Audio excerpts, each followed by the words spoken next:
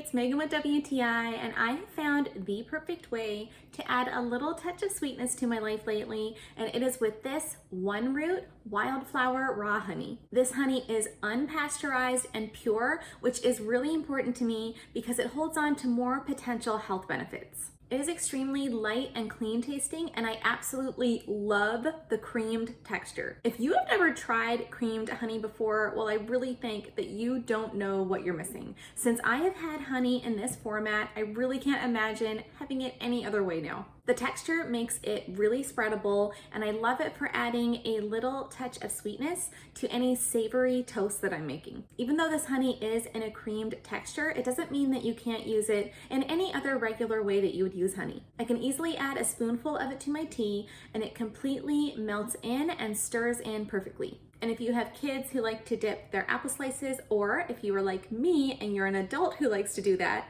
well, you can skip the caramel dip and just mix a little bit of cinnamon and sea salt with this honey, and you have a perfect apple dip.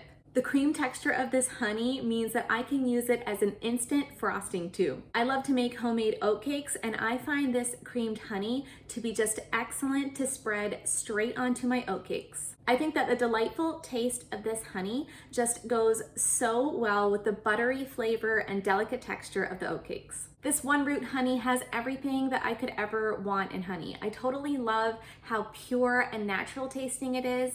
It's dippable, it's spreadable, it's stirrable, but that's just my point of view.